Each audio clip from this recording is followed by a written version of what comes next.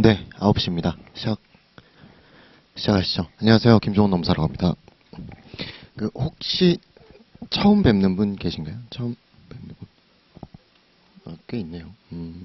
그러면 요 설명 좀 드릴게요. 요거 제 핸드폰 번호고요. 요게 카카오톡 아이디고, 요거 이메일 주소, 요거 항상 말씀드리는 당신의 노무사. 그래서 보통 저희가 수업을 어떻게 진행을 하냐면 오픈 카톡방을 운영을 해요. 그래서 연기 들으신 분들은 아시겠지만 이제 이름이 2025 인사노무관리론 연기 김종원이었고요. 그 방은 지금도 많은 분들 들어있고 하실 텐데 또 인강분들은 조금 늦게 출발하신 분들은 그 방을 아직 활용을 하고 계신데 그 방은 오늘부로는 이제 없어질 거고 혹시 연기를 나머지 들으시면서 궁금하신 게 있으면 개인톡을 주시거나 이메일 주시는 걸로 그렇게 하고 오늘은 이제 방을 새로 파놨어요. 그래서 참여 코드는 이거 OT 수업 끝나고 2교시 때 말씀을 드릴게요. 처음 이렇게 공개를 했더니 이제 다른 분들이 들어와서 농담하고 나가고 뭐 이런 경우들이 있어서 그래서 이제 공개 안 되게 그렇게 좀 할 거고 그래서 거기에 보면은 오픈 그 채팅 봇이라고 해가지고 뜰 거예요. 걔가 뭐 실강생분들은 뭐 아이디를 이렇게 그리고 뭐 온천반 분들은 이렇게 안내를 할 거거든요. 그래서 그거를 좀 따라 주셔야 돼요. 뭐 열심히 하는 무지 뭐 이런 거 있으면 안 되고 이제 아이디 다 바꿔 가지고 운영을 해 주시면 되고 거기에 어떤 질문이든 수업 내적인 건 괜찮아요. 그래서 가끔 정말 당연시 여겨지는 쉬운 것들도 물어보시는 분들 계신데 괜찮아요. 1기까지는 전혀 개의치 않습니다. 그래서 2기부터는 이제 그런 부분은 좀 지양할 거고요. 1기까지는 정말 쉬운 거. 심지어 이제 어떤 질문도 있냐면 뭐 제 이슈라고 할 때 제 뜻이 뭔가요? 뭐 이런 거 하면 제가 한자도 찾아서 알려드려요. 그러니까 그 정도로 친절하고 또 빠르게 안내를 드릴 거니까 아무거나 여쭤봐 주시고 그럼에도 불구하고 익명이 있지만 내가 수줍음이 좀 많고 질문이 길고 다른 소리도 하고 싶다라고 하시면 개인톡 하시면 됩니다. 개인톡 해주시면 이제 거기서는 수업 내적뿐만 아니라 외적 이야기까지도 이제 소통을 할 수가 있어요. 뭐 아는 친구가 해고를 당했는데 이거 정당한 거냐 뭐 이런 것들도 가능해요. 가능하니까 그렇게 해주시면 되고요.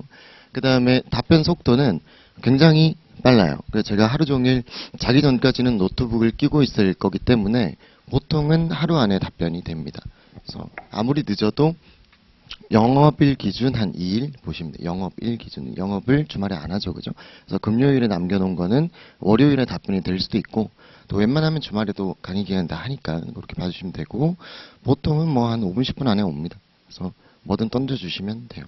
이게 왜 그러냐면 저희가 1기까지가 이해를 도모할 수 있는 마지막 시기 늘 말씀드린다 그죠? 그래서 2기부터는 그냥 우리가 계속 지속적으로 암기를 해나가야지 거기서 이해가 멈추거나 고민하는 시간이 늘어나게 되면 암기를 도모할 수 있는 시간이 줄어들게 되니까 어려워요. 그래서 1기까지는 그렇게 해주시면 되고요. 그리고 질문이 너무 많을 경우 한 10개, 뭐 15개 이렇게 모아서 보내주시는 분들 계세요. 그래서 그런 분들은 그냥 이메일 여기다가 해주시면 되고요. 그리고 이제 온천반 분들 같은 경우에 혹은 인강생들 같은 경우에 저희가 대면으로 뭔가 상담을 드리기가 어렵다 보니까 그분들은 바로 전화 땡기시면 놀라요. 제가 다른 일 하고 있을 수도 있어서 부재 중일 수 있어요. 그러니까 문자만 하나 남겨주십시오. 문자 남겨주실 때 누구다는 밝혀주셔야 돼요. 뭐 시간 대책은 뭔지 모른단 말이니까 그러니까 몇 기에 뭐 아이디 혹은 뭐 이렇게 해서 누구다 이 정도는 해주셔야 된단 말이에요. 그래서 그렇게 해가지고 약속 잡고 이제 전화하시면 되고 그 다음에 연기 들으신 분들은 아시겠지만 저희가 그 아침 스터디라는 거를 해요. 하게 됐는데 멈출 수가 없어요. 저도 상당히 부담이거든요. 아시겠죠? 근데 멈출 수가 없어. 요거를 보고 오시는 분들도 계시대요. 그래서 할 거고 부푼 기대를 안고 그 뒤에 출석 불을 한 3장 정도 붙여놨어요. 그래서 하는 김에 좀 많이 등록을 하시면 좋겠다라고 보고요. 뭐 하는 거냐면 아침 7시 반까지 옵니다. 7시 반까지 와서 한 1시간 정도는 자습을 하실 거예요. 1시간 정도 자습하시고 보통 이제 8시 반부터 9시까지는 목차 연습을 한번 하셔야 돼요. 연기 때는 저희가 앞에다가 적어 놓고요. 그러고 나서 알아서 목차 연습 해보시고 시작할 때 저희가 풀었잖아요. 1기부터는 공식적으로 할 거다 이렇게 말씀을 드렸었죠. 그죠? 그래서 저희 자료 중에 하나가 목차 연습 나간 게 있을 거예요. 그래서 그 부분이 이제 목표는 그렇습니다. 그냥 단순히 뭐 예를 들어 바이오 데이터를 써봐라 이런 기출 문제처럼 그런 문제를 내지는 않을 거고요. 조금이라도 고민할 여지가 있는 문제들을 드릴 거니까 실제 출제 경향도 좀 그렇게 나오고 있죠, 그죠? 그래서 그런 부분들을 이제 집에 가셔서 복습하시면서 하셔도 되고, 아니면은 어차피 아침 스터디 하시는 분들은 오셔서 시간이 있으니까 한 8시 반까지는 자습하시고 8시 반부터 9시까지는 풀어보고 하셔야 돼요.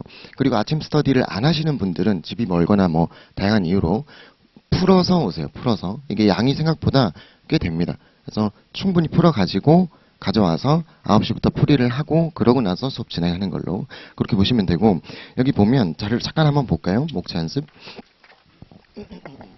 문제 이제 조금 있다가 진도 나가고 나서 볼 거고, 로마자 1 들어가며 돼 있죠, 그죠? 그러고 나서 단을 나눠놨어요. 무슨 말이냐? 그냥 로마자 1, 로마자 2, 로마자 3 하자는 게 아니고 아라비아 숫자, 양가로, 반가로 1, 키워드까지는 쓰자라는 거예요. 25점짜리도 그렇게 목자를 잡으면 그래도 시간이 꽤 걸려요. 한 15분, 20분 정도는 투자를 하셨으면 좋겠다. 이게 이기 때처럼 25점을 25분 안에 그냥 쭉 현출하는 개념이 아니라 충분히 고민해보고 좋은 답안, 고득점을 받을 수 있는 답안의 목차 키워드는 어느 정도까지 들어가는 것일까를 우리가 시간을 충분히 두고 고민하는 게 목적입니다. 그래서 얼기설기 써놓으면 잔소리 할 거예요. 제가 돌아다니는 사람이거든요. 그래서 이건 무슨 일이죠? 뭐 어제 아프셨나요? 뭐 이런 거 할 거니까 좀 그렇게 좀 열심히 좀 잘 해주셨으면 좋겠고, 그래서 이 부분이 모의고사 칠 때는 부담이잖아요. 그래서 모의고사 칠 때는 요걸 하진 않아요. 대신에 제가 그냥 앞에서 목차를 다른 문제로 그냥 설명 한번 드리고 모의고사는 따로 진행을 하고 그렇게 보면 되고, 그리고 모의고사를 전년도에는 1기 때 매일 쳤어요. 매일 쳤는데 과연 이게 누구를 위한 것인가라는 생각이 좀 들더라고요. 저희 자기만족적 요소도 있는데 이제 복습을 안 하고 모의고사에 좀 매몰되는 경향이 있어서 이번에는 그것을 거의 반 정도로 줄였습니다. 그래서 6번 치게 될 거고요. 마지막 회차 때 50점 치게 될 거고, 만약에 이제 잘 하신다 그러면은 모의고사 50점짜리를 중간에 한 번 정도는 더 보게 될 거다, 그렇게 생각을 해주시면 되겠고, 저는 여러분 믿는데 수치상으로는 좀 믿기가 좀 어려운 게 이렇게 등록이 많이 되어 있잖아요. 온천반도 거의 한 100분 돼요. 근데 왜 제출을 안 하시는지, 왜 모의고사가 회차가 누적될 때마다 제출 부수가 주는지, 이게 조금 이해가 잘 안 돼요. 그 2기 때는 이해를 합니다. 동차가 계시잖아요. 헌동차도 계시잖아요. 1차 해야죠. 근데 1기인데 왜 그런 것인가 또 잘 모르겠어요. 그래서 아예 애초부터 처음부터 끝날 때까지 안 내시는 분은 부진정이라 보고 제가 그냥 뭐라 안 할 건데, 중간에 안 내는 사람은 또 뭐라 할 겁니다.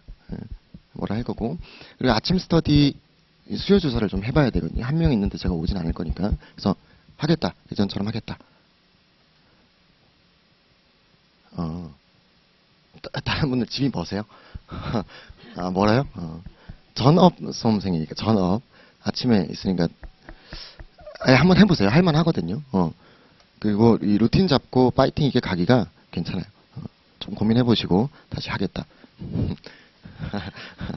조금 느네요. 조금 느네요. 좋습니다. 그래서 그분들은 이제 나가실 때나 쉬는 시간에 저기 뒤에다가 적어주세요. 이름을 적어주세요. 이름을. 그래서 요청을 드릴 거예요. 한 3회 나오다가 안 나오면 뭐 그분 수업 때 부르기도 하고, 혹은 누구시죠? 제가 돌아다녀 여쭤보기도 하고. 근데 부득이한 이슈가 있을 수 있잖아요. 그래서 어떤 분은 제가 연기 때 강의에 이렇게 말씀을 드렸더니 뭐 누구 왜 안 나오시냐 했더니 그날 카톡이 와서 애가 아팠다. 그런 건 제가 전혀 뭐라 할 수 없죠. 그건 오히려 제가 죄송한 부분이니까 이제 그런 것들은 좀 저한테 개인 카톡으로 조금 짧게나마 알려주시면 또 귀찮게 안 할 테니까 그렇게 좀 진행해 주시면 좋을 것 같습니다. 그래서 한 반 정도는 하시는 걸로 알고 저도 올게요. 그래서 제가 원래는 7시 반 솔선수범해서 먼저 와 있겠습니다 라고 말씀을 드렸었는데, 그것도 이제 노력은 할 건데 어떤 날은 저도 이슈가 있어서 조금 늦을 수 있고, 연기 때는 그래도 한 번도 늦진 않았고, 그렇게 봐주시면 될 것 같아요. 그래서 강의 계획서 한번 봐주시면 아침 스터디 하기로 했고요. 2번 5번 오픈 단톡방 요거 하기로 했고요. 그래서 2025 인사노무관리론 김종원 1기고, 코드는 조금 이따 알려드릴 거고, 넘어가 보시면 일정만 잠깐 보시죠. 저희가 웬만하면은 좀 대비를 좀 하실 수 있게끔 모의고사 회차를 짰어요. 그래서 보면 금요일 날 한번 치고요. 주말에 좀 준비하셔가지고 월요일 날 한번 치고요. 다음날 쉬고 수요일, 금요일, 월요일, 수요일 이 정도면은 충분하지 않을까. 그래서 많은 제출을 해주시기를 간곡히 부탁드립니다. 그리고 문제는 연기 때는 우리가 찝어서 알려드렸잖아요. 요거 중에 하나 이렇게 했었는데 그러진 않을 거고요. 그냥 범위를 뭉뚱그려서 뭐 직무 관리를 내일 나갈 거거든요. 그럼 거기서 직무 설계입니다. 라든지 평가입니다. 요 정도 말씀을 드릴 거고, 그리고 대부분 다 연기를 다른 강사님 혹은 저를 들었다 생각을 하고 이제 범위가 조금은 다른 기능적 차원에서 고민하는 것들도 조금은 섞여질 수 있고, 그 부분은 조금은 말씀을 드릴 거고. 근데 이제 준비가 너무 안 돼 있거나 혹은 1차 하느라 바쁘다 이러신 분들이 연락 주셔도 돼요. 그럼 문제를 먼저 알려드리고 차라리 그 문제를 준비를 해서 시험이라도 쳐보고 제출하시는 게 훨씬 나아요. 그러니까 목표는 모의고사를 제출하자 요거인 거고요. 그래서 모의고사는 치는 날은 똑같이 9시까지 오셔가지고 25분 치고 잠깐 쉬었다가 수업 진행하고 이 정도로 봐주시면 될 것 같습니다. 그렇고요. 그 다음에 OT니까 수험 외적으로는 저보다 훨씬 더 인생에 어떤 깊이가 있으시고 이해도가 있고 훌륭하신 분들을 알고 있어요. 근데 마이크를 잡고 수업 내적으로 여기 서 있는 사람이다 보니까 어쩔 수 없이 잔소리 하는 거예요. 어쩔 수 없이 잔소리만 좀 몇 가지 하고 안내를 몇 가지 드리고 가겠습니다. 당연히 열심히 하시는 거 갈아놓고 있는 거 알고 있어요. 근데 간혹 그러지 않는 분들이 계시고 혹은 이제 전략적으로도 접근할 필요가 있고 이래서 그런 거니까 좀 기분 나빠하지 마시고 들어주세요. 첫 번째로 이제 시간이잖아요. 우리 공부는 시간을 투입할 수밖에 없잖아요. 그래서 여기 앉아 계시다는 말은 대부분 전업이니까 기준이 몇 시간이라고요? 8시간. 그죠? 8시간.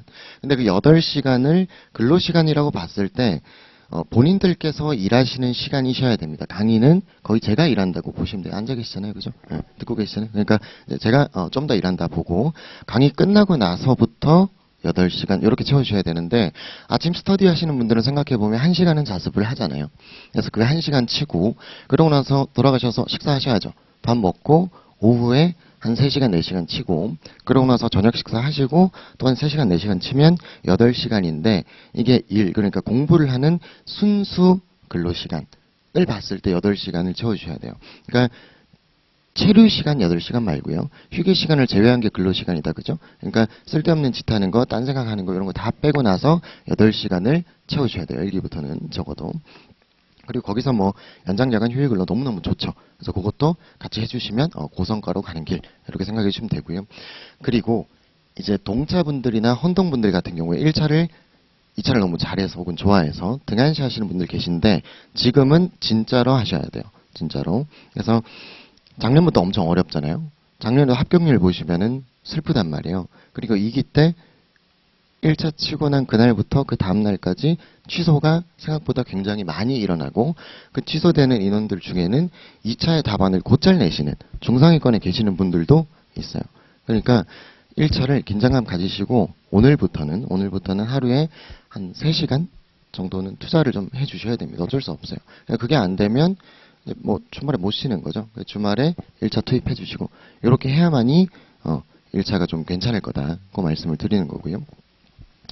그리고 유예 이상이신 분들 작년에 1차가 어려웠던 만큼 어찌됐건 해피한 상황이니까 그거 생각해가지고 8시간 이상은 가는 거고 우리가 바이오리듬이 각기 다르니까 1주로 봤을 때 선택적 근로시간처럼 1주를 봤을 때 최소 순수 공부시간이 40시간 이상은 넘어야 됩니다. 넘어야 돼요. 그게 안 되면 주말에라도 하시든가 혹은 그 다음 주라도 하시든가 꼭 해주셔야 돼요. 그 제가 소개의 그 목적 중에 하나가 항상 말씀드린 우리의 합격률의 어떤 그 자부심이 있거든요. 그 자부심은 저만 잘한다고 해서 되는 것도 아니고, 사실 이제 여러분들만 잘한다고 해서 되는 것도 아니죠. 제가 이제 이상한 걸 뭐 찍는다던가, 뭐 뻘소리를 한다 이러면 안 되는 거니까 서로 좀 정합성 있게 가주셔야 된단 말이에요. 그래서 저도 뭐 부담 많습니다만은 모의고사 열심히 고민하고 올해도 뭐 잘 그랬다라는 소리를 들을 수 부담되긴 하는데요. 들을 수 있게 열심히 고민하고 할 테니까 좀 그렇게 시간을 좀 잘 채워주십시오. 예. 그리고 건강관리야 뭐 잘 하실 거니까 그렇게 해주시면 될 것 같고요. 그리고 이제 본인의 그 의지는 생각보다 미약합니다. 저도 늘 느끼거든요. 저도 어제 오늘 강의인데 누가 와인을 선물을 해줬어요. 그래서 너무 좋은 와인이더라고요. 그래서 그거 뚜껑 안 따는 게 와 너무 힘든 거예요. 근데 옆에서 이제 와이프가 따더라고요. 그래서 한 잔 진짜 한 잔 맛만 봤어요. 맛만. 근데 맛만 보니까 그 뒤에 바로 또 마시고 싶은 거예요. 두 잔, 세 잔 마시고 싶은 거예요. 그럼 어떻게 해야 됩니까? 너무 먹지 마라. 이건 불가능하잖아요. 어차피 갑이 저쪽에 있으니까. 그래서 그냥 그 자리를 이탈했어요. 그 자리를 이탈하면 안 보이니까 그런 거죠. 여러분들한테는 뭐죠? 핸드폰이잖아요. 유튜브, 인스타, 페북 시대는 아니시지 않습니까? 그 정도니까 웬만하면 좀 그런 환경을 좀 설정을 하시자. 그래서 집에서 하시는 분들 간혹 계시잖아요. 존경하고요. 그게 잘 안 되시는 분들은 공간을 바꾸셔야 되는 거고요. 그리고 오늘이 이제 2월 거의 마지막 주 이런 느낌이잖아요. 다음 달부터 3월이잖아요. 제 경험을 말씀을 드리면 저도 딱 이때쯤까지는 그래도 그 이후의 기간보다는 덜 열심히 했었고 열심히 하지 못했었단 말이에요. 저 유예였는데 근데 3월부터는 정말 열심히 했어요. 정말 열심히 했어요. 그러니까 지금부터 해도 다른 분들도 마찬가지예요. 몇 년 동안 경험칙상으로 봤을 때 3월부터 폭발적으로 달리면 돼요. 되니까 오늘부터 달라지자. 요거를 좀 다 잘 하시겠지만 좀 그렇게 해주시면 좋겠습니다. 그렇게 루틴은 관리를 해주시면 되고요. 그 다음에 공부를 할 때 어떻게 할 거냐 요거를 한번 보면 이제 법학적으로 잘하시는 분들이 계시고 그리고 인사나 경조를 잘하시는 분들도 계시잖아요. 그래서 법학을 좋아하고 잘하시는 분들의 입장에서 한번 좀 이야기를 해볼게요. 저도 그런 케이스였거든요. 그래서 저도 법학 쪽은 항상 최고 답안도 되게 잘 했었고 그리고 점수도 항상 높았고 인사는 되게 낮았고 그래서 인사를 수험생 때 강의 컬렉터 여기 있는 모든 분들 최, 김, 이 다 있죠 그죠? 그런 분들을 다 들어보고 그런데도 하위권이고 이런 고민들을 많이 했었어요. 그래서 인사를 할 때 어떻게 할 거냐가 뭐가 있냐면 법학은 명확하지 않습니까? 논리가 명확하고요. 그 논리에 어긋나면 그냥 틀린 답안인 거고요.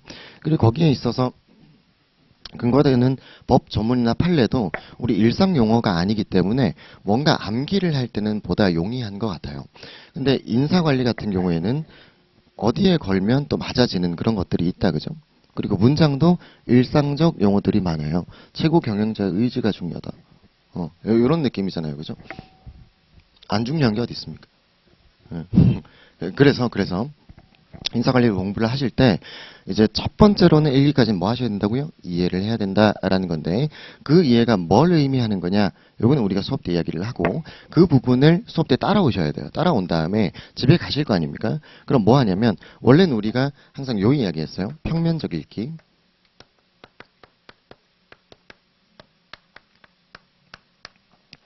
이 평면적 읽기를 하기 전에 인사가 너무 덜 친하신 분들은 그냥 한번 요거를 좀 보세요.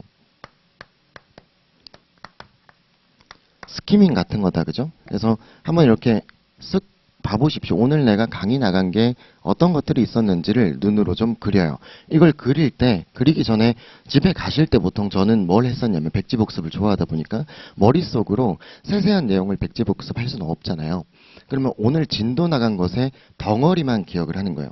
오늘 예를 들어 끝나고 집에 가요. 그러면 뭘 했냐면 인사관리의 제1장 인사관리의 기초라는 걸 했다. 제일 큰 덩어리잖아요. 그럼 거기 안에 뭐가 있는지를 보니까 인적 자원관리의 목적이라고 하는 거 하나 받고 또 중요하다고 하는 게 반이 하나 받고 그 뒤에 과학적 관리론 하나 받고 인간관계론 하나 받고 그 뒤에 환경에서 외부 환경 하나 보고 내부 환경 전략 하나 보고 그리고 전략과 관련된 학자들의 전략 유형들을 마일즈 스노우, 마이클 포터 정도 봤더라. 요 정도는 돼요. 요 정도는 수업을 듣고 나서 덩어리만 보는 거니까. 그러고 나서 밥 먹고 앉을 거 아닙니까? 그럼 그때 덩어리 잡은 것들 안에 뭐가 구체적으로 있었는지만 눈으로 훑는 거예요. 눈으로 어떻게 훑어요? 처음에 아까 이야기한 게 인사관리의 목적 이야기했으니까 거기 안에 뭐 들어가 있겠어요? 뭐 경제적 효율성, 사회적 효율성 들어가 있을 거고 인간의 특징, 구성원의 특징이라고 해서 성비의인기 뭐 이런 거 들어가 있을 거고 이런 거를 그냥 쭉 훑어요. 쭉 훑으시고 나서 그건 몇 초 안 걸려요. 몇 분 안 걸려요. 그러고 나서 돌아와서 평면적으로 읽는데 요거는 강의가 나간 그 진도에 대해서 강약 조절 없이 처음부터 끝까지 강사가 필기한 것까지 눈으로 한번 쭉 읽으시는 겁니다. 여기까지는 아직 암기가 아니에요. 여기까지 암기 아니고. 그러고 나서 입체적 읽기 할 거예요. 무슨 말이냐? 여기서 외워야 되는 문장이 뭔지, 여기서 중요한 키워드가 뭔지, 여기에 목차 구성 왜 이런 건지, 이게 가점 포인트로 활용될 때 어떻게 된다고 했는지, 이게 출제 경향으로 봤을 때 기출이 2번 됐는데 앞으로 나올 건 이게 남았다라고 강사가 말했다든지 이런 것들을 좀 풍부하게 입체화 시키는 겁니다. 그러고 나서 뭐예요? 요거 하시면서 동시에 같이 암기해 주셔야 돼요. 근데 우리가 명확하게 구분 지어야 됩니다. 구분 지어야 되는 게 여기까지는 거의 이해예요, 이해. 그러니까 이해를 했다고 해서 안다는 착각을 하면 안 되는, 알게 알죠. 근데 이게 써진다, 현출이 된다는 착각을 하면 안 되거든요.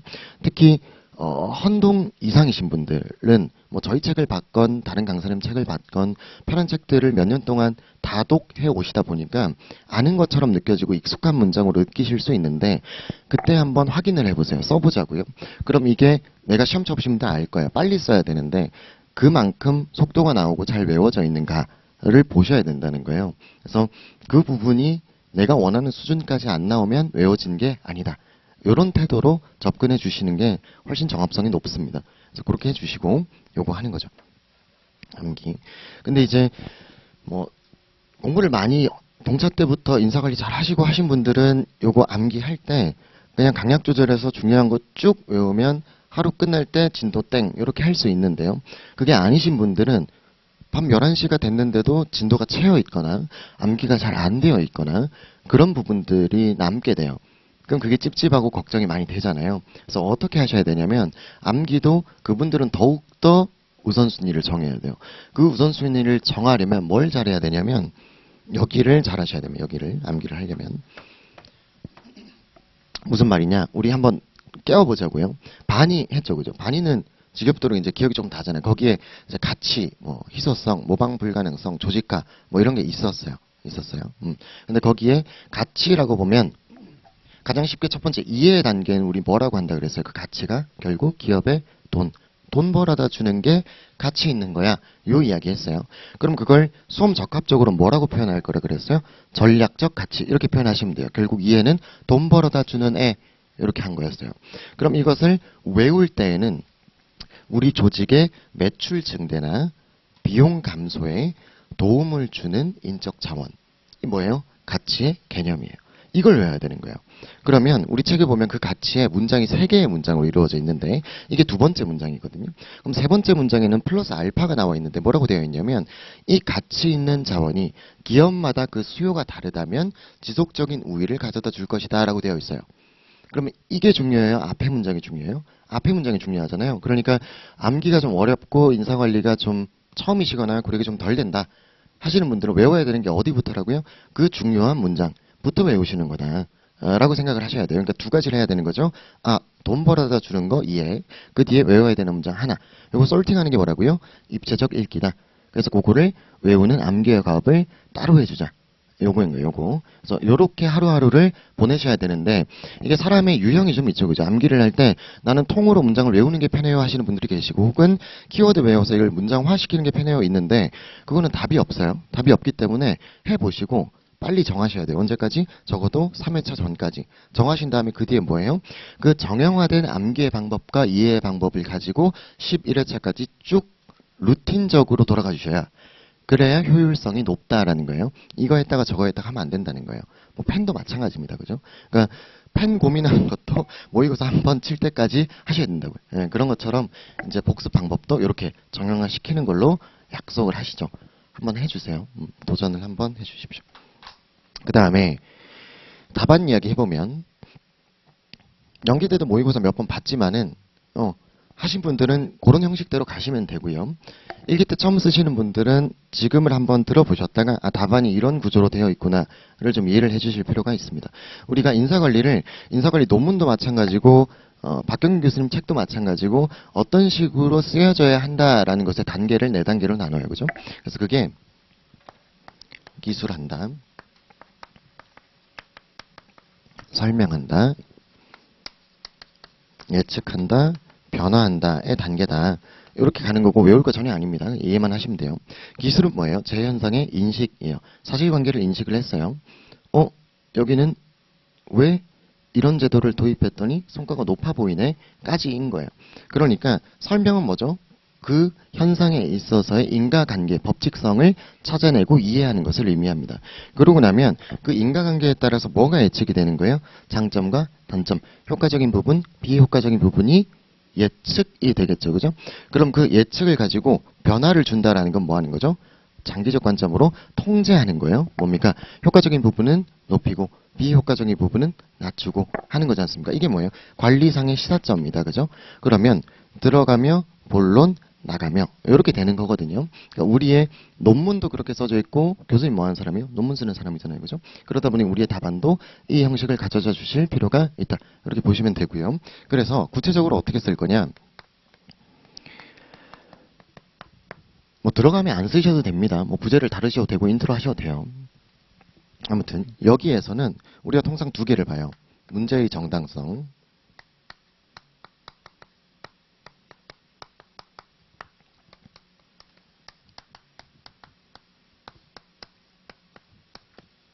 상위 개념 요렇게 보자라고 했었습니다.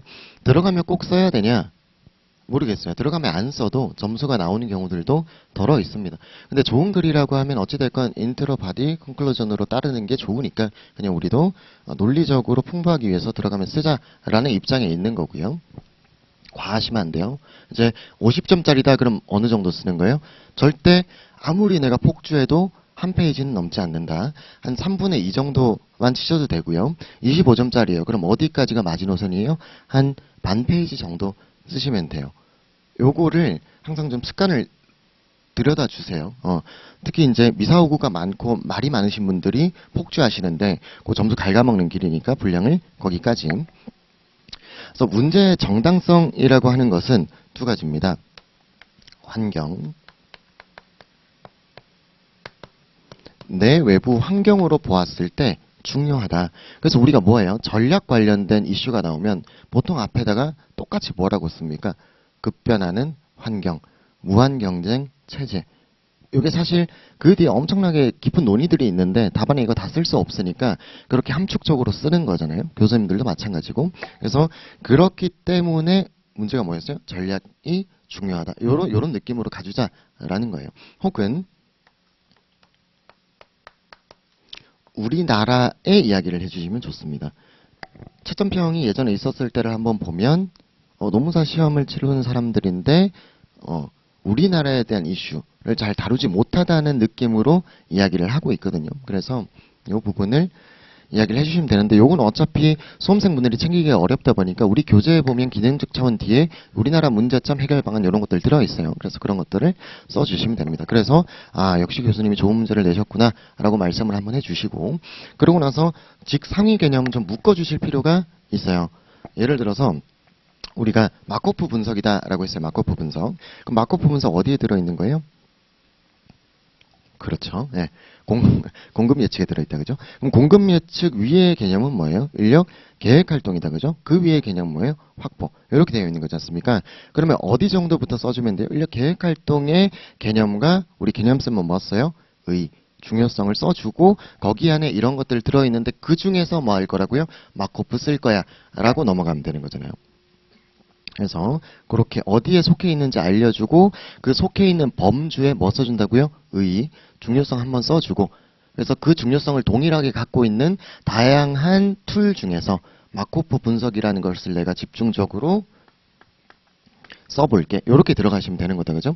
그러고 나서 마지막에 뭐예요? 나가며 하실 건데 그럼 나가면은 애매하죠. 여기서 이제 가점 포인트를 만들려고 하다 보니까 부담이 좀 큰데 그런 거보다 그냥 간단하게 어떻게 하면 마무리할 수 있을까를 생각을 해보시면 되는데 거기에 있어서 타 기능적 차원과 어우러지는 정도 각 제도들이 가지고 있는 다른 이슈들과의 재적합성 혹은 타 기능적 차원과의 재적합성들이 있다, 그죠? 그런 것들을 한번 건드려 주시거나 혹은 우리가 어떤 제도들을 뭘 배워요? 실패 요인과 성공 요인을 배우지 않습니까? 그런 것들을 통해서 효과적으로 통제하자, 이런 느낌으로 서술을 해주시면 된다라는 거예요. 그 다음에 이게 우리가 유형이 어떻게 나눠져 있어요? 문제가 50점짜리가 하나 있고요. 25점짜리가 보통 하나 있죠, 그죠? 혹은 50점짜리에서 쪼개지는 경우들도 있고요. 그럼 이때 25점짜리가 3문 중에 하나의 문제 정도는 보통 뭘 내줍니까? 아주 성실성의 척도인 단문. 예를 들어 뭐 바이오 데이터를 써봐라, 퇴직연금 제도 써봐라 라고 하는 특별한 어떤 비교나 어떤 적합성 검토가 없는 것들을 던져주는 경우들이 있죠. 그럼 거기는 어떻게 해야 돼요? 우리가 그대로 현출을 해줘야 된단 말이에요. 이거 외우실 때 인사관리도 제도들은 뻔합니다. 어떻게 되어 있어요? 누가 만들었는가, 그걸 왜 만들었는가, 정반합의 관점에서 대도 배경이 있단 말이죠. 그러고 나서 그것을 밝히는 데 있어서의 연구 내용 혹은 절차 혹은 그 제도의 절차, 개발 절차가 있을 거고요. 그럼 그 제도 혹은 이론이 가지고 있는 장점과 단점이 있을 거고, 거기에 따라서 뭐 한다고요? 변화, 그러니까 실패 요인과 성공 요인, 요렇게 나눠져 있는 거잖아요. 그래서 요 형식 그대로 그냥 외워보자, 요 생각을 해주시는 게 제일 좋고, 그 다음에 50점짜리는 보통 뭐가 되어 있죠? 이슈가 되어 있죠. 그럼 이슈가 우리 수업 중에 보통 하루에 하나 정도 계속 다루거나, 혹은 우리 수업이 너무 좋은 게 3월 3일이 대체공휴일이에요. 무슨 말이냐? 제가 자문사들의 전화가 전혀 없는 날이거든요. 안 받아도 뭘 할 수 없는 날. 그래서 그날 좀 연강을 해보는 게 어떨까라는 조심스럽게 제가 생각을 해보고 있는데, 그때 이슈를 좀 많이 털고 뭐 이렇게 하면은 되게 우리 화목하지 않을까 이런 생각 하거든요. 그래서 그렇고요. 아무튼 그래서 이제 이슈를 할 때는 보통 뭘 외우자를 명확하게 말씀을 드릴 겁니다. 예를 들어서 오늘 고령화 연기 때 했던 거 워밍업으로 하나 볼 건데, 그때 우리가 뭘 외우자라고 하냐면 화개평 보유방은 웬만하면 논거가 이제 어느 정도 잡혀 있는 분들이면 쓸 수 있어요. 그래서 그 부분은 2, 3기 때 계속 눈에 바르면 안 외우더라도 어느 정도는 잘 처리가 돼요. 그러다 보니 뭘 외우자고요? 일반론. 각 이슈별로 꼭 외워야만 하는 일반론이 있어요. 그런 부분들을 외워주자. 그것만 좀 찝어서 잘 외워주시면 됩니다. 여기까지. 그리고 당연히 새로운 이슈들도 있겠죠. 모든 이슈를 다룰 수 없으니까 그 부분은 이기 때 이제 모의고사로서 깜짝 놀래게 드릴 테니까 그때 어이쿠야 이렇게 하시면 돼요. 이렇게 하고 정리하는 것으로 보면 될 것 같습니다. 매기수 중요하지만 일기 엄청 중요합니다. 그래서 같이 내일부터 쾌한 모습으로 마주하기를 기대할게요. 예. 그래서 진행을 해보시죠. 저희 수업 어떻게 진행되냐면 연기 때와 동일한 수준으로 중요한 것들은 깊이 있게 쉽게 설명을 드릴 거고, 제가 연기 때 풀었던 썰을 똑같이 풀고 있네, 효율성 때문에 그런 겁니다. 그래서 그것도 너그러 이해를 좀 해주시고, 너무 쉬운 부분들은 간단하게 넘어갈 거니까 모르겠으면 따로 질문을 해주시면 되고, 그리고 내일 아침에 7시 반에 저도 오잖아요. 그럼 뭐 하시는 거냐면, 예를 들어 모의고사 쳤어요. 부끄러워하지 말고 오셔야 돼요. 우리가 대면 첨삭을 시간을 따로 내지 않으니까, 제가 앞에 앉아 있어도 아시겠지만 생각보다 친절하고 따뜻한 사람이란 말이에요. 그러니까 편하게 오셔서 그냥 복습하는 거 모르는 거 혹은 답안 관련해서 절대 비웃지 않습니다. 이거 왜 이러지 않아요. 그러니까 오셔가지고 대면 첨삭 받고 이게 이렇구나를 좀 하셔야 돼요. 왜 그러냐면 하나만 더 말씀을 드리고 들어갈게요. 왜 그러냐면 우리가 인사관리가 특히 그런 게 있어요. 법학보다 다 잘 썼는데 57점이에요. 이해할 수가 없어요. 뭐 이런 게 있고요. 나는 컴팩트하게 잘 그렇게 썼다 생각했는데 생각보다 점수가 너무 높아요. 이런 게 있거든요. 개인적으로는 그렇게 생각합니다. 저번 시험은 표점이 한 1, 2점 평년보다 차이가 나요. 예를 들어 59점 받으신 분들은 그 전 시험으로 보면 한 60, 61 느낌인 거거든요. 그만큼 조금 평이했다, 변별력이 없었다는 느낌인 건데, 어찌됐건 우리가 그냥 평년으로 봤을 때 59점부터가 암기가 다 되어 있는 사람들의 점수의 출발입니다. 그러니까 어떤 제도나 이슈가 나왔을 때 외워야 된다, 강사가 이거는 외우셔야 된다 한 것은 외워져 있는 상태, 그게 59예요. 59. 그러면 이제 여기 이상으로 가는 답안을 쓰는 것이 우리의 어떤 종목적인 목표인데, 그럼 그때는 어떤 부분을 고민해봐야 될 거냐를 한번 보시면, 우리가 유익한 답안이 있고 무익한 답안이 있고 유해한 답안 속에 문장들이 있단 말이에요. 이 문장들이 있을 때 고시촌에 내재적 한계가 있습니다. 뭐 다른 수업 들었던 분들이 그 선생님의 문장으로 쓴다고 해서 점수가 안 나가지 않아요. 이제 유연하게 첨삭을 드릴 건데 이걸 보셔야 돼요. 유익한 문장은 문제에서 물어본 거, 그리고 우리가 꼭 써야만 하는 주요 문장과 키워드인 거고요. 여기 무익한 문장까지도 괜찮아요. 분량이 좀 아깝기는 한데 내가 그 문장을 만들어서 썼건 논거로 썼건 하지만 뭐 크게 점수 배점에 지장을 주진 않아요. 근데 여기가 문제란 말이에요. 유해한 문장. 유해한 문장. 예를 들어서 우리가 무슨 얘기하냐면 말즈와 스노의 공격형 이야기 할 때요. 평가제도 뭘로 가져간다 그래요? 보통 결과평가하자 이런 이야기를 해요. 공격형은. 방어형은 원래 잘하는 거니까 업무 프로세스를 따르는 게 중요해서 행동을 보자 이런 이야기 하고요. 공격형은 아직 우리가 비즈니스 모델도 모를 수도 있고 새로운 것들을 해야 되니까 그걸 잘했는지 못했는지 결과를 보자. 과정이 정립되어 있지 않으니까 이런 이야기를 나중에 할 거예요. 그럼 그때 그 논거를 거꾸로 쓴다든지 혹은 우리가 새로운 논거를 만들어서 썼는데 틀렸다든지 이런 부분들이 있는데 뭐가 문제예요? 고시촌에서 첨삭자분들이 이것을 명확하게 발라낼 수 있는가는 어려운 문제잖아요. 어쩔 수 없잖아요. 그러면 점수 배점이 어떻게 들어가요? 유익한 문장이 얼마나 있느냐로 가점씩 쌓아가는 형식으로 점수를 주고 등수를 매기지 유해한 문장이 들어있다고 해서 가감없이 끄어버리는 점수를 매기진 않아요. 근데 실제로 모의고사와 다르게 실전의 점수들을 보면 복기글 이런 것들을 보면 틀린 문장이 들어있을 때 이 점수가 내려가는 정도가 굉장히 크다고요. 굉장히. 무슨 말이냐. 우리 작년에 시험 친 2문에 보면 우리가 개인 쉐어링의 세 가지를 비교하라 했단 말이에요. 근데 개인 쉐어링이라고 표시는 하진 않았고 세 가지를 비교하라 그랬어요. 러커, 스켈론, 인프루 쉐어 이렇게 비교하라 했었단 말이에요. 근데 여기에서 인프루 쉐어를 생각을 못하고 뭘 쓴 사람이 있어요? 프로피 쉐어링이랑 러커 플랜, 스켈론 플랜 비교한 사람이 있어요. 그러면 점수가 어떻게 되냐. 얘만 보는 게 아니고 얘가 들어있으니까 프로피 쉐어링이 들어있으니까 점수가 나락을 간단 말이에요. 그러니까 그런 부분들을 발라내야 돼요. 그거 발라내려면 어떻게 해야 돼요? 결국 아침에 오셔야 된다. 요 이야기를 하기 위한 빌드업이었어요. 그러니까 오셔야 됩니다. 와서 소통을 좀 해주셨으면 좋겠다고요. 26페이지 가셔가지고 들어가시죠.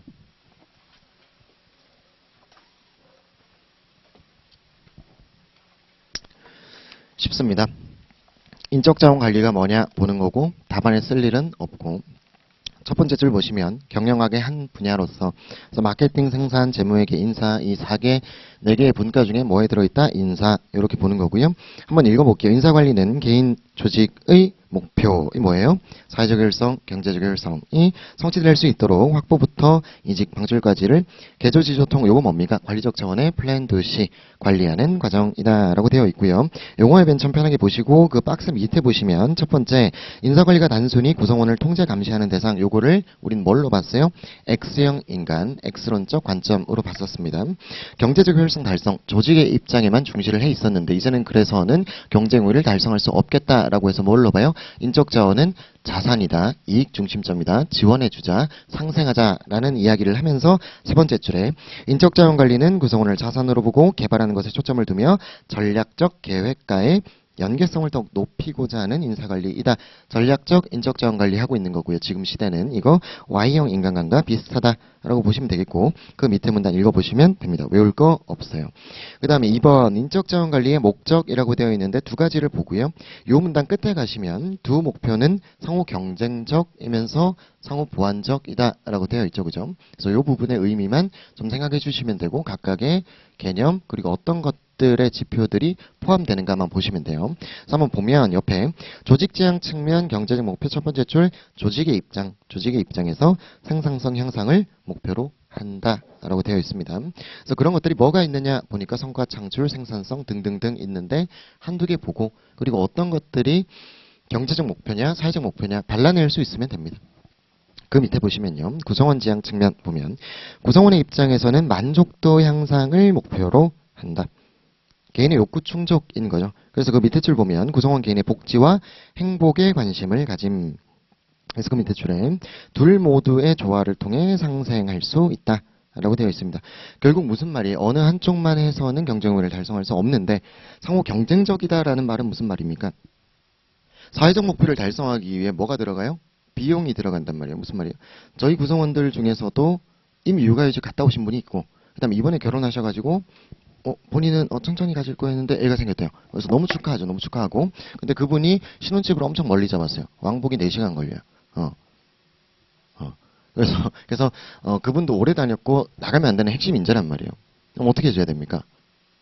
더 일찍 출근해 이럴 수 없는 거잖아요. 그러면 이제 임신도 했으니까 우리 그냥 재택근무 해보는 게 어떨까라고 하는 거예요. 그럼 재택근무를 이렇게 만들기 위한 어떤 비용들도 들고 뭐 행복한 시간들을 갖고 하겠죠. 이제 그 부분에 있어서 조직의 어떤 유연성이 잠깐은 없어질지언정 어찌됐건 사회적 목표를 도모하다 보면 결국은 그 사람이 행복하게 재택근무하면서 성과가 더 잘 날 거야. 이런 이야기 하는 거다. 그죠? 그게 경쟁 보완 이야기 하는 거고요. 맥그리거 XY 이론은 알기만 하면 되죠. 그죠? X형 인간 보시면 사람은 일을 싫어하고 그저 시키는 일만 한다. 니까. 그럼 어떻게 관리를 하게 돼요? 관리 형태가 어떻게 나타납니까? 그 줄의 끝에 보시면 따라서 조직 목표 달성을 위해 그들을 통제, 위협, 지시, 강압, 감독의 수단으로 관리하여야 한다. 라고 되어 있고요. Y형 인간과는 첫 번째 줄 보면 적절한 조건만 갖추어지면 책임을 받아들이며 자발적 자기통제 작업을 하고 노력의 정도는 얼마나 큰 성취감을 얻느냐에 달려 있다라고 되어 있어요. 그럼 여기에 키워드가 한 2개 정도 있네요. 그죠? 일을 좋아한다는 건 알겠는데 적절한 조건이 있어야 돼요. 적절한 조건 하나 만들어줘야 되고 그래서 결국 노력의 정도 결국 우리는 뭘로 표현합니까? 동기부여죠. 그죠? 동기부여가 얼마나 잘 되어 있는가는 뭐에 달려 있어요? 성취감. 그럼 성취감을 얻을 수 있는 적절한 조건들을 만들어주는 관리의 형태가 필요하겠구나. HR 시스템이 필요하겠구나 이야기하는 거고 제일 맞닿아 있는 부분이 어디입니까? 그게 직무 설계의 근현대적 직무 설계 이 부분들을 한번 고민해 보시면 됩니다. 그 다음에 인적 자원의 특징이라고 해서 성비의인기 되어 있는데요. 이거 왜 하는 거라고요? 크게 외울 건 아니고 교수님들이 픽박받던 시대에서 한번 생각을 해보자 이런 거예요. 보통 교수님들이 컨설팅 하러 간단 말이죠. 그럼 그때 뭐라고 하는 거예요? 저도 마찬가지고 영업을 하는데 직무 분석이 되어 있나요? 아니요. 보통 이러거든요. 평가제도 있나요? 아니요. 연봉제 있나요? 아니요. 그럼 뭐 하셔야 돼요? 컨설팅 하셔야 돼요. 누구한테? 나한테. 얼마예요? 3천만 원. 이렇게 이야기를 하는 거죠. 그럼 대표님 뭐라 그래요? 꺼져라. 이렇게 하는 거죠. 왜죠? 30년 동안 내가 컨설팅 안 받고 우리 회사는 매일 우상향 중이다. 그럼 뭐라고 해야 돼요? 인간의 특성. 이렇게 이야기를 해줘야 된다는 거죠. 이렇게 복잡하기 때문에 관리가 필요합니다.를 쓰려고 하는 거고 첫 번째 보시면 성과 나와 있는데 우리 결국 성과는 결국 뭡니까? 기업의 공헌도인데 돈입니다. 돈. 그래서 그 돈을 얼마나 벌어다 주었느냐를 확인할 수 있으면 제일 좋은데요. 확인이 어려워요. 왜요? 상호 의존성 때문에 그렇죠. 직무 간 상호 의존성 때문에. 그러다 보니까 성과를 좀 더 디테일하게 규정해서 파악할 필요가 있다는 거예요. 그걸 우리가 직무 성과, 행동 성과로 보는구나. 이 정도 생각해 주시면 되고 나중에 평가에서 열심히 하고 넘어가셔서 곁다리 있습니다. 조직 시민 행동이 있고요. 일탈 행동이 있고요. 조직 시민 행동은 내 과업이 아니에요. 명시적인 과업은 아니나 내가 자발적으로 하고 있는데 그 행동이 조직 유연성을 높이는데 좋더라. 요거 하는 거고 일탈 행동은 뭐예요? 비행위와 같이 조직 유연성을 저해하는 것을 하는 거고 이렇게 보시면 되고요. 그 다음에 비용 요소 보시면 인적 자원을 채용하면 돈이 많이 들더라. 월급만이 아니다. 그래서 4대 보험, 사용자 부담금, 퇴직금 적립금 8.3% 혹은 복리후생 비용, 식대 이런 것들이 드니까 중요하다라는 거고요. 의사결정자 이건 우리 뭐랑 엮어서 본다 그랬죠? 사이먼의 의사결정의 질과 엮어서 봅니다. 뭐라 그랬냐? 그 학자가 경영활동이라고 하는 것은 의사결정의 질에 달려 있고요. 그 의사결정의 질의 주체가 누구예요? 인적 자원, 사람이 의사결정하는 거니까 굉장히 중요하다라고 해서 의사결정자. 그 다음에 인격을 갖춘 개인 되어 있습니다. 개인적인 목표와 욕구를 가진다. 무슨 말이죠? 개별적으로 니즈가 다르다. 라는 거니까 차별화한 관리가 필요하다. 이런 이야기 나중에 할 수 있는 거고요. 기업 외부와의 인터페이스는 뭡니까? 우리 기업에서 얘를 얼마나 잘 가꾸고 개발시키고 행복하게 만들건 간에 다른 소속 집단에서의 관계를 가지고 있기 때문에 뭐가 문제가 된다고요? 돈을 버는데 문제가 된다. 요 이야기 하려고 하는 거예요. 행복한 직장을 만들어 놨는데 집에 가서 와이프랑 실컷 싸운다든지 친구랑 매일매일 아침까지 술을 먹고 출근한다든지 그런 문제가 있을 수 있죠. 그럼 그거 우리 조직 유연성 저해하니까 기업 문제는 아니지만 해결해줘야죠. 그럼 그거 해결해 주는 게 뭐예요? 복리후생 프로그램의 종업원 후원 프로그램의 대두 배경이 요거였다. 그죠? 그런 정도로 한번 생각해 보시고 외울 거 아니고 넘어가시고 인적자원 관리의 중요성이라고 해서 경영에 3요소가 있더라. 외울 거 아니고요. 3요소 뭐예요? 맨, 머니, 매터리얼 이라 해가지고 사람, 자본, 토지 혹은 시설 설비 이렇게 보시는 건데 사람은 뭐라고요? 주체성이 있습니다. 주체성. 일어나십시오. 45분밖에 안 됐어요. 조금 이따 일어나십시오. 1시간 하고 쉴 거예요. 1시간 하고 쉴 거니까 힘을 내십시오. 그죠. 사람은 주체성이 있고요. 그리고 시설, 자본은 객체성이 있다. 요 성질이 좀 다르다라는 정도만 알아두시면 돼요. 주체성이 있다 보니까 아무래도 관리가 어렵다. 요 정도만 보시면 될 것 같고, 그 다음에 여기 반의입니다. 반의. 기출이 어떻게 나오는지를 한번 보고 반의를 한번 뜯어보죠. 자료를 하나 보시면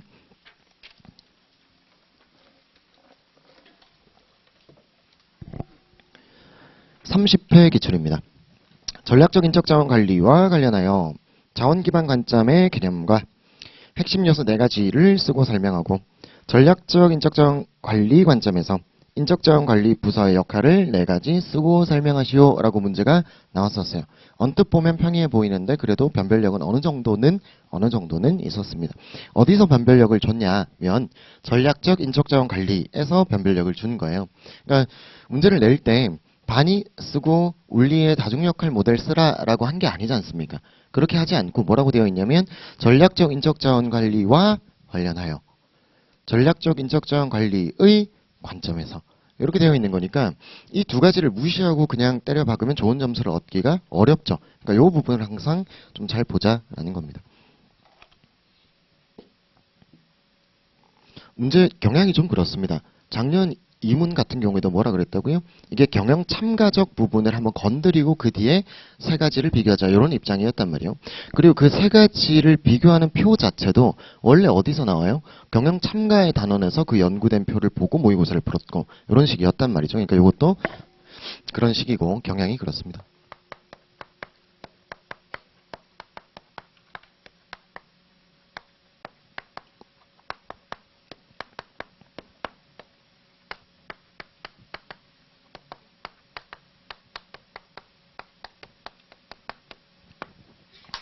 이렇게 가는 거고 우리가 내부 환경 중에 전략이라고 하는 것은 조금 이따가 오늘 할 거고요. 간단히만 이야기해 보면 전략 우리 쉽게 이해 어떻게 해요? 싸워서 이기는 사전적 방법 뭐예요? 계획 뭐죠?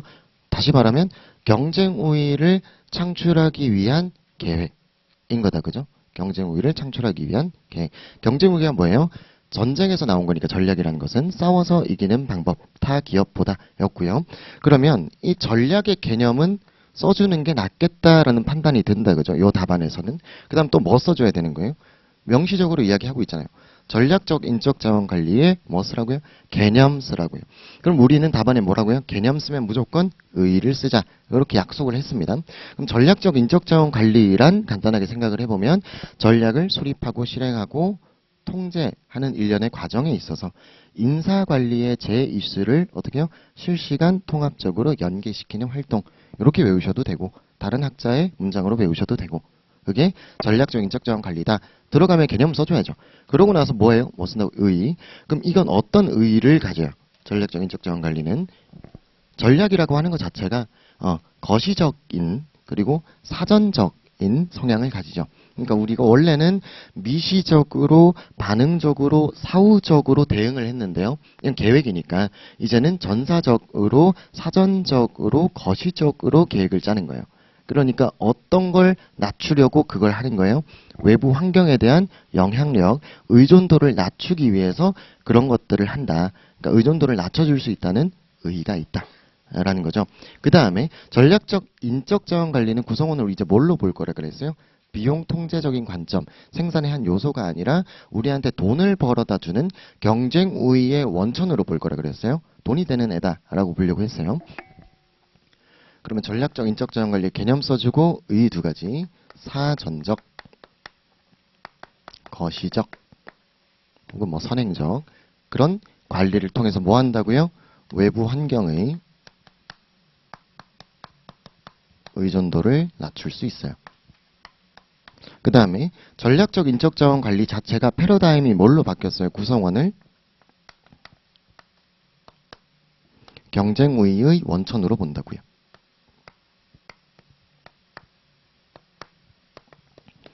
그러면 적어도 요거는 하셔야죠. 요 정도까지는 빼내고 그 다음 뭐예요? 이 경쟁 우위의 원천을 어디서 봐요? 구성원으로 봐요. 그럼 구성원은 결국 뭐예요? 기업 내부에 있는 무슨 자원이에요? 인적 자원이에요. 그러니까 경쟁 우위의 원천인데 이 경쟁 우위의 원천이 가져야 되는 네 가지의 조건을 자원 기반 관점에서 확인할 수 있다. 이렇게 넘어가 주시면 이제 기본적으로 브릿지가 잘 형성된 답안이다. 이렇게 보실 수 있고, 그 다음에 우리는 추가적으로 하나를 더 볼 수 있다라고 했어요. 뭘 비교할 수 있다 그랬죠? 그렇죠. 산업 구조론적 관점과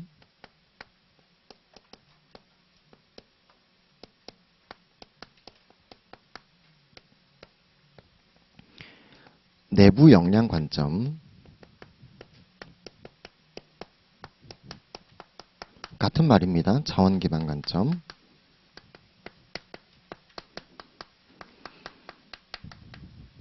을 한번 고민해 보실 수 있어요. 고민해 보실 수 있어요. 우리가 경쟁 우위를 창출하고 전략을 선택하는 그 관점에서 어떠한 입장을 취할 것인가를 고민해 보자라고 해서 산업구조론이 1차 때 하시는 마이클 포터의 5포스스 모델이라고 해서 산업구조 분석에 있는 5가지의 힘이 있었어요. 그래서 진입장벽이 어떠냐, 경쟁 상황이 어떠냐, 대체자가 어떠냐, 소비자 힘이 어떠냐, 공급자의 힘이 어떠냐, 이 5가지를 보고 우리가 포지션해야 되는 시장을 확인할 수 있다. 그에 따라서 우리가 전략을 설정하면 된다. 라고 하니까 우리가 경쟁 우위 원천 전략의 선택을 어디서 봐요? 조직 외부에서 봐요. 근데 조직 외부에서 보다 보니 무슨 문제가 생겨요? 그런 시장에 들어간 기업들도 망하는 경우들이 많더라. 라는 사례들이 많이 나옵니다. 그러니까 어떤 한계가 있는 거예요? 외부 환경만으로는 문제가 있다. 뭐까지 봐야 된다는 거예요? 내부의 우리의 역량, 이 어떤 것들인지를 봐야 되고, 그 역량은 결국 뭘 의미한다고요? 인적자원 관리에서는 결국 인적 자원을 의미한다. 그러니까 우리가 이 2가지의 관점에서 얘를 한번 이렇게 깊이 있게 뜯어보자 하고 쭉 나가는 이런 식이었다는 거죠. 그 다음에 요거 다 쓰고 난 다음에 그 다음 뭐 하는 거예요? 여기서 전략적 인적자원 관리의 관점에서 뭐라고 했냐면 인사관리부서라고 되어 있습니다. 인사관리부서의 역할을 또 4가지 쓰고 설명해라 라고 되어 있으니까 인사관리부서의 역할 4가지는 우리가 늘 외워 있었어요. 울리의 다중역할 모델 이렇게 외워 있었고, 그럼 여기서는 어떤 걸 이어줄 거냐를 한번 보자고요. 그러면 개념 뭐부터 써주면 좋아요? 인사관리부서를 써주면 좋아요. 인사관리부서는 인사관리를 하는 부서다 말고요. 이거 어디서 봤었냐면 우리 조금 이따 볼 건데 마이클 포터의 가치사슬 모형이라고 있었습니다. 우리가 경영활동을 주활동과 보조활동으로 나눌 때 인사관리의 활동은 어디에 속해 있다 그랬어요? 보조활동에 속해 있고 직접적으로 돈, 마진을 벌어다주는 활동이 주활동, 여기에 속한 부서들을 우리 뭐라 그래요? 라인 부서라고 했고요. 인사관리를 뭐라 그랬냐면 스텝 부서, 이렇게 이야기를 했습니다. 그러면은 인사관리 부서는 무슨 부서예요? 스텝 부서예요. 그럼 이 스텝 부서다라는 거 하나 개념 정의해주고, 그러고 나서 이 스텝 부서의 역할이 전통적 인사관리에서 전략적 인적자원 관리에서 어떻게 다른지를 한번 이야기를 해주면 너무 좋겠죠. 그래서 이전에 인사관리 때는 어떻게 했어요? 전략과의 연계성이 없는 부서였어요. 그래서 행정적 연계만 하고 있었고요. 뭐만 했죠? 제도의 관리만 했어요. 그래서 그 제도 전문가로서 제도에 뭘 꾀했죠? 효율성을 꾀했어요. 이전에도 논 게 아니고 제도의 효율성을 꾀하기 위해서는 노력을 많이 했어요. 근데 그것뿐만 아니라 이제 뭐까지 확대된다고요? 전략적 파트너로서, 사내 컨설턴트로서 우리가 전략을 계획 수립 실행하는 과정에 참여하게 되는 거다. 그죠? 그러다 보니 역할이 더 중해졌어요. 그럼 이때 전략적 파트너 변화 담당자의 역할을 한다는 것은 역할이 확대됐으니까 업무 부담이 가중될 수 있죠. 그럼 그때 행정 전문가나 종업원 대변인의 역할의 부담을 줄여줄 수 있는 게 뭐예요? 그게 EHRM이다. 이렇게 해가지고 엮어놓고 울리 4가지 써주고, 이렇게 하면은 답안이 좀 괜찮은 답안, 이렇게 했었단 말이죠. 그죠? 그래서 이런 브릿지들을 앞으로 잘 잡아가자. 이렇게 보시면 될 것 같고요. 그래서 잠깐 쉬었다가 요거 들어가겠습니다.